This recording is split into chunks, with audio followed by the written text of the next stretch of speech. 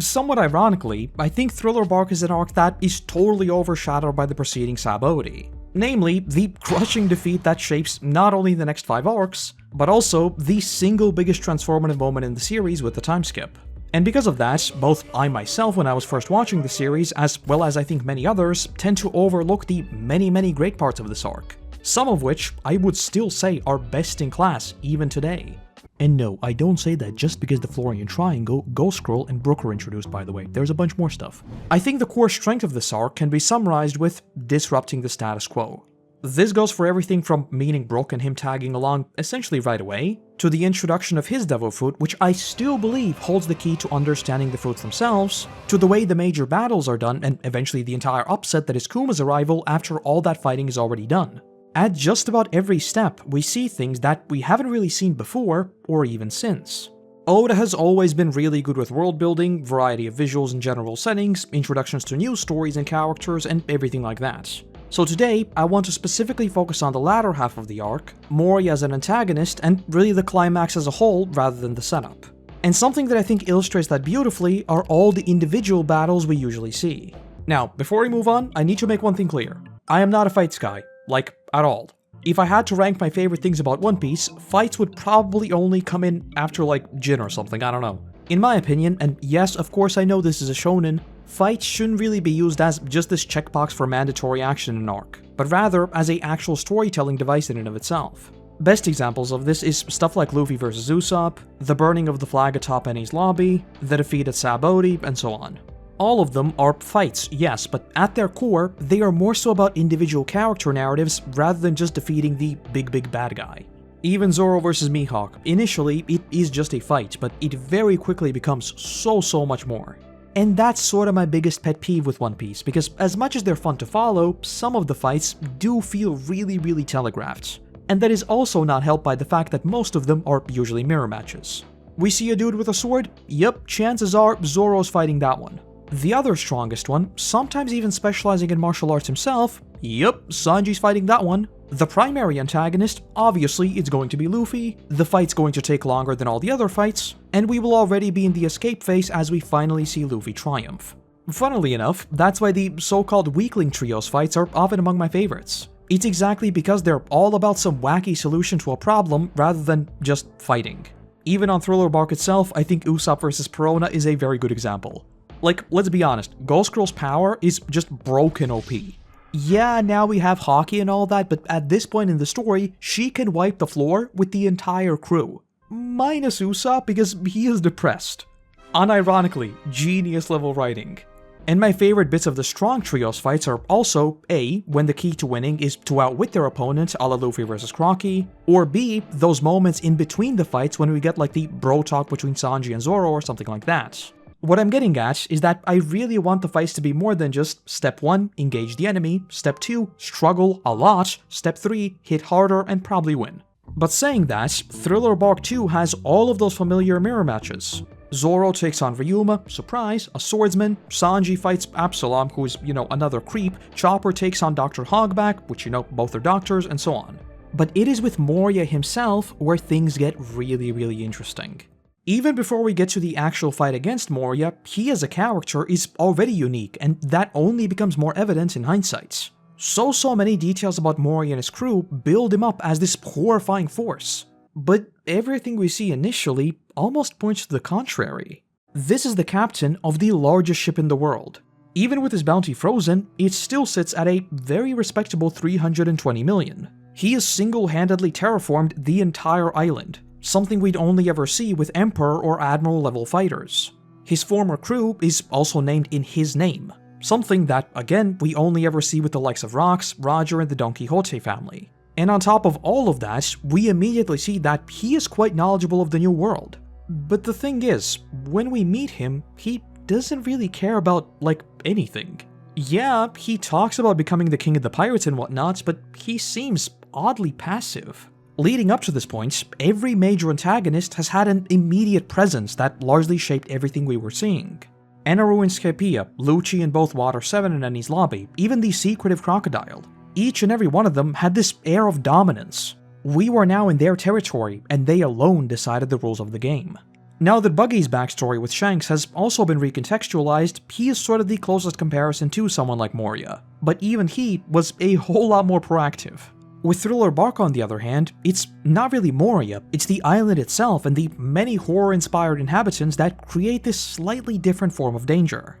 Rather than us knowing that there's this god Eneru or crime lord Crocky, it's more so about the mystery of what lies around every corner. Of course, most of it is played up for jokes. I mean, Luffy pushes a zombie back into the ground, but thematically, the island as a whole has this almost intangible danger lurking everywhere exactly because it exploits the unknown. It's not fear in the sense of we will be attacked, but more so this dread of when will we be attacked. And that's the thing, because even when our entire core fighter crew is attacked and we are essentially defeated, the whole thing is still somewhat anticlimactic. Luffy's shadow is just snipped off and that's the end of that. Even Moria's strength is just lazy. But at the same time, as much as his literal catchphrase is "you do it," when he himself gets Luffy's shadow, there is this sudden, I am one step closer to becoming the king of the pirates and I wouldn't have been beaten by that moron Kaido in the new world. And just like that, things start falling into place. All of those things pointing to this fact that he is a force to be reckoned with are true. It's just that the Moria we're seeing today is just a shadow of what he once was. Don't blame me for being very punny. Oda made the joke in the first place by giving him the shadow fruit.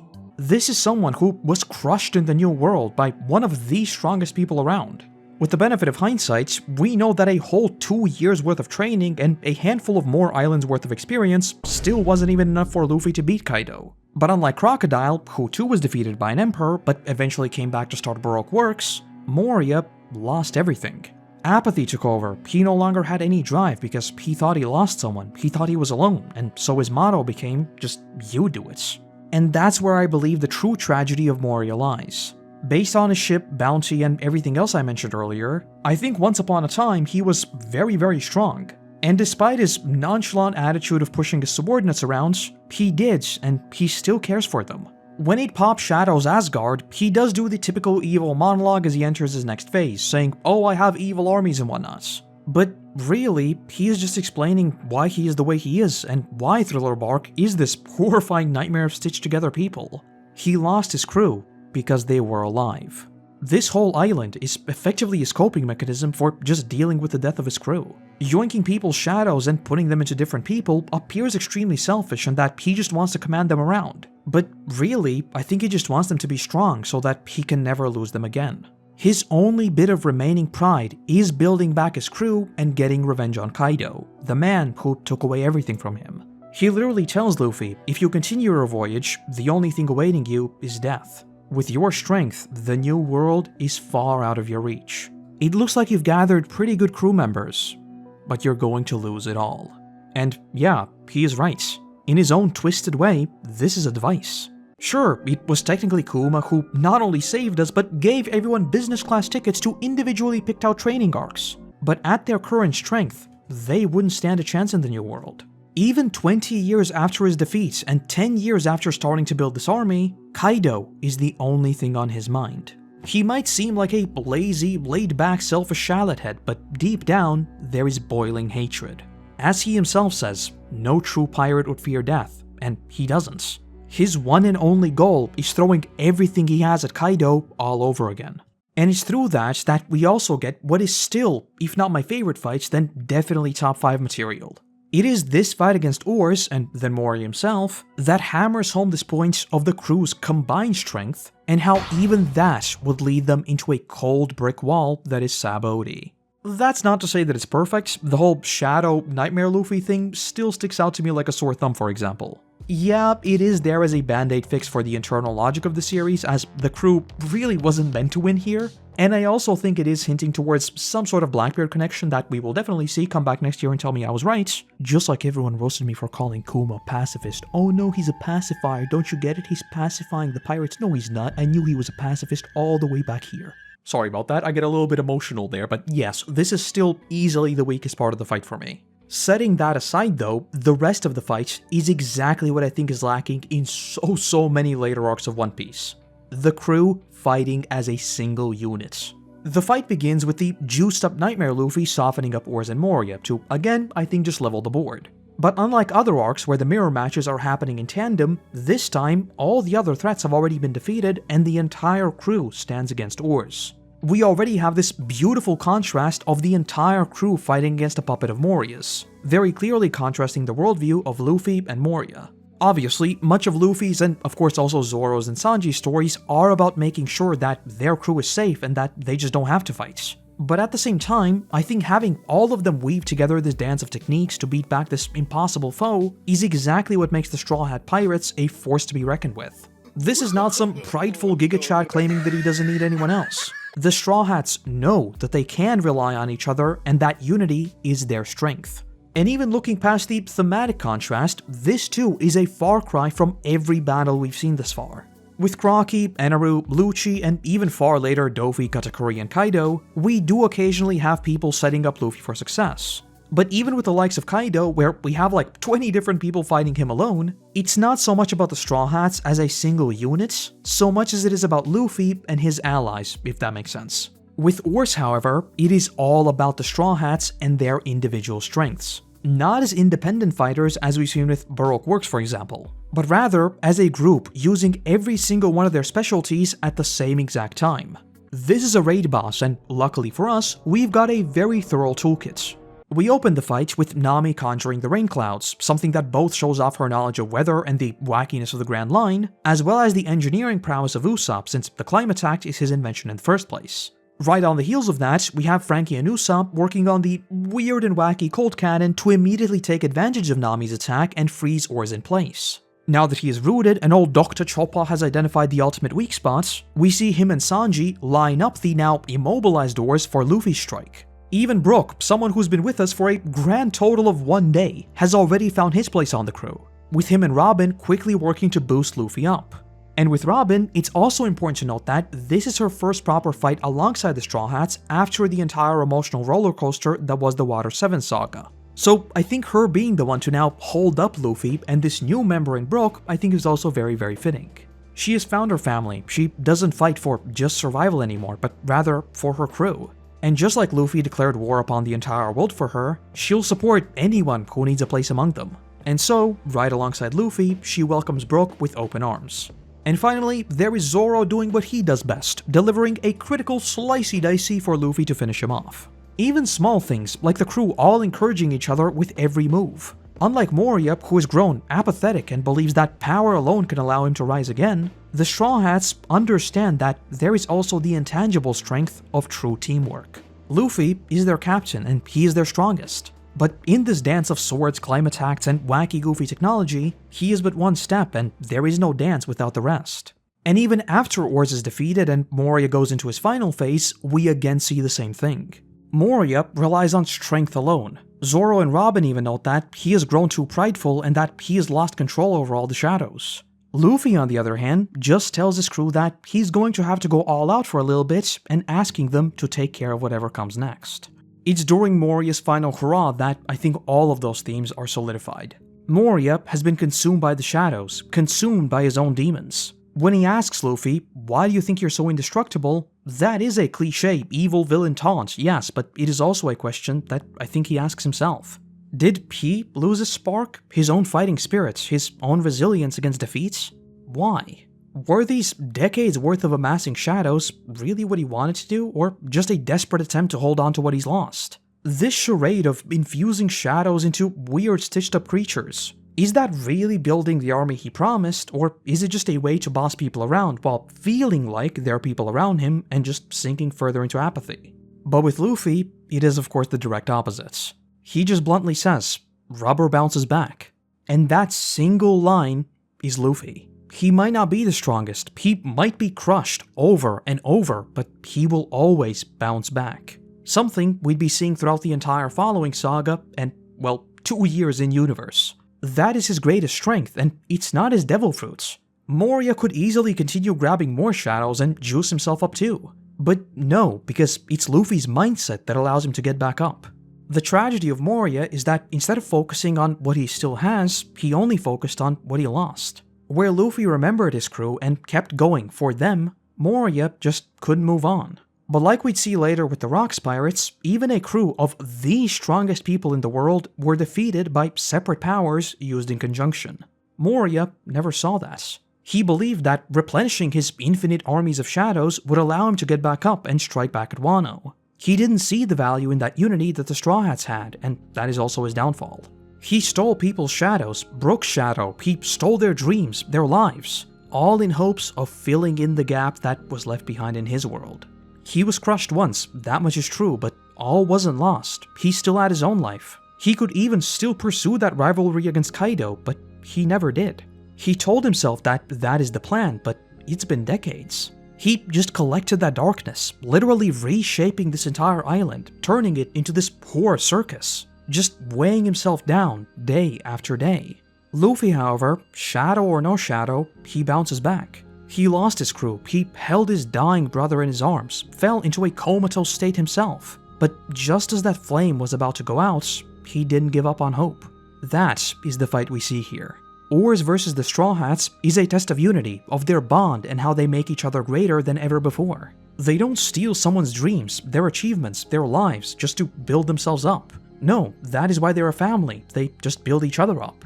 Moria versus Luffy, on the other hand, is a battle of perseverance and surrender, of pride and humility, of loneliness and of family. It's a battle of dreams of a better tomorrow, but also nightmares of a horrifying past. It is a battle of the dawn and the dark, dark nights.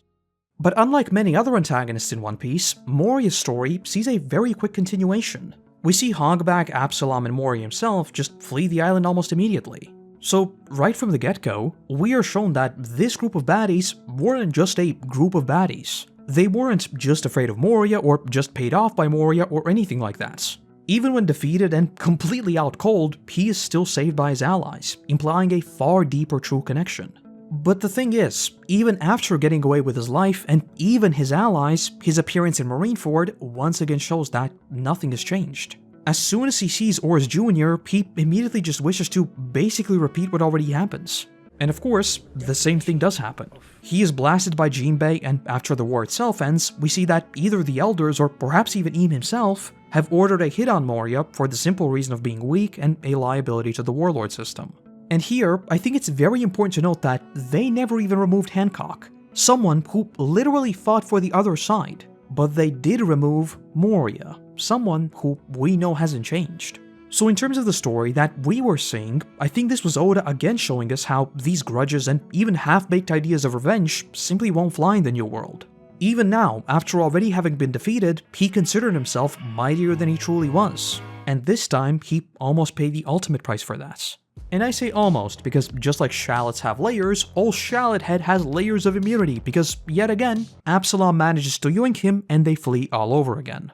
So, as of now, even after fighting Kaido, he got away with his life. He got away both with his life and allies in Thriller Bark, and again we see him get away with his life and his allies in Marineford.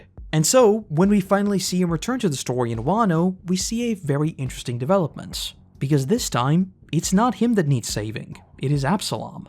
And sure, Absalom is literal human, not even really human garbage, but to Moria, he is one of very, very few people who clearly cares for him. And so, he comes marching on a literal Emperor's home turf, demanding his ally back. We would of course learn that Absalom is already dead, big W by the way. And while Blackbeard offers Moria a spot even on his crew, Moria refuses and just continues to fight back. We all know how this ends, but this was him actively going out of his way to fight for someone that he truly cares for. When we met him on Thriller Bark, he had completely isolated himself from the world. Luffy largely dragged him back into it, and Marineford just slapped some basic sense into him. But when it comes to the loss of another crewmate, well, that is yet to be seen. Ghost Girl, another person who clearly cares for him, has freed him. But will this set off another cycle of revenge, this time against Blackbeard? Will there be some sort of unlikely alliance between him and Blackbeard? Could he join up with the Cross Guild, or might he even join forces with the people who cleared his darkness initially?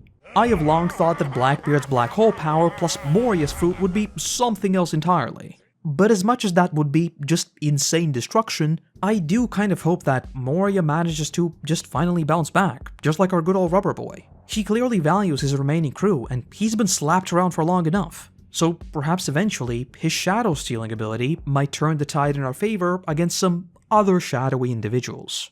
Maybe we'll see Ghost Girl reach out to her boyfriend and her boyfriend's boyfriend and his other boyfriend to help them fight Blackbeard, I don't know. But bouncing back to Thriller Bark, even in a meta sense, as much as I joked about it earlier, there is also the mildly amusing fact that Moria is kind of overshadowed even in his own arc. For the first, and even today, only time, even after we've defeated the big bad, Kuma, someone infinitely stronger than Moria, shows up and wipes the floor with the entire crew without breaking a sweat. With no build-up, no exaggerated villainry, and kind of ambiguous goals, he obliterates the entire island and just leaves. But not before giving us one of the most iconic things in the entire series with Zoro's Nothing Happened. Much like the rest of this arc, this too I think echoes that sentiment of Luffy. I think relying is not quite the right word, but allowing them to be strong, and trusting their strength enough not to resort to tearing others down, but rather just building up his own crew. Luffy doesn't steal someone else's shadow, he simply shines the light upon his own crew. And so, just like Luffy, Zoro too bounces back. And in a very roundabout way, Kuma ultimately being the final foe of this arc also foreshadows so much of Luffy's and the Straw Hats' upcoming stories. Not just because Luffy would be defeated, just like Moria predicted, but rather that the biggest foe of the new world is often just yourself and your own demons. We already talked about Marineford, but Return to Sabaody is that coming back stronger than ever and not wallowing in misery as Moria did. Zoe and Whole Cake are all about Sanji's internal struggles and how he unpacks that latent trauma. Later in Wano, we again touch on Ace's story, not through this bitter lens of wanting revenge, but a positive memory of good. And of course Sanji's story also sees a climax with him finally asking Robin for help. Oh, and there's also that small thing of, Luffy literally dying for a hot minute. But even then, he bounces back. With just how strong the crew is now in terms of raw strength, I am almost willing to bet that this angle of more interpersonal and really conflicts of oneself will once again take front stage in the final saga, which may or may not also nicely coincide with the return of Moria. But there is still one thing to mention. I said Moria is overshadowed by Kuma in his own arc. Yeah, well, that doesn't happen once, but it actually happens twice, because when the Straw Hats depart, Oda nonchalantly just writes in, oh yeah, Thriller Bark wasn't actually the mystery of the Florian Triangle, which thanks. This is really the thing that solidifies this arc's final act as easily among the strongest in the series for me. The raid boss fight was incredible, Moria's speech was super foreshadowy, Kuma blew me away. And then there's this ominous reveal of us still being overlooked by these shadowy nightmare creatures, not helped by the fact that Emu looks awfully similar. It's just a really neat final layer to finish off the arc that was first established as this poor island that we then learned was mostly just a mirage and that at its core is the broken Moria, but we then loop right back around to it being full-blown, borderline cosmic horror. But wait, there's even more, because something I think people don't talk about nearly enough, and this is something I've been babbling on about ever since the first time I saw it, Brook's soul not being able to find its way back from the underworld. Now, this is going to be full-blown tinfoil theory time, but Devil Fruit users are dragged to the bottom of the ocean. We all know Oda likes incorporating real-world pirate lore, right? Well, would you look at that, Davy Jones's locker is quite literally a euphemism for drowning. You know what an alternate title for Davy Jones is? The Sailor's Devil. You know what was introduced a few arcs prior in Long Ring Longland? Davy Jones, in universe. So we have Brook's soul trying to find its way back from the underworld, but getting lost in this fog that also bears a bizarre resemblance to Emu. And suddenly, we have multiple concepts we know exist in universe, all converging on the mystery of Brook's Devil Fruits, or more specifically, how it is tied to people's souls. Something that is also not helped by the fact that shortly after, Blackbeard uses his black hole power under a black blanket, i.e. a place where not even light could escape, to somehow yoink Whitebeard's devil fruits. Oh, and would you look at that, Emu has locked himself in a room for some reason. Why does he have this little room of nature? He's the king of the world, why doesn't he just go outside? Well, isn't that interesting? Almost as if there might be shadow shenanigans. So, if there were to be this reveal that eating a devil fruit effectively means that you're making a deal with Davy Jones, which sends your soul down to the bottom of the sea, and Emu wanted to stop it way back when, Thriller Bark would have been the arc that introduces that entire concept. Don't ever cook again. But okay, I admit I got a little carried away with tinfoil ramblings. But my point is more so that, unlike a lot of other arcs where the story of the arc is wrapped up in a very neat bow, the Florian Triangle fundamentally remains a mystery. Just like Moria largely remains a mystery and just escapes and then he pops up over and over, this story is not over. So zooming back in on Moria, I think the simplest way to think of him is that, in a way, he is just Luffy but in a really bad timeline. Unlike a lot of other villains who don't seem to have any interest in pursuing the One Piece and are just pursuing some sort of short-term selfish goals, Moria does care. He genuinely talks about becoming the king of the pirates. He also cares for his crew. He also had very strong ambition. Keep in mind that far later, Luffy would basically do the same thing. He talked to Law and was like, yeah, let's take on Kaido. That is Moria.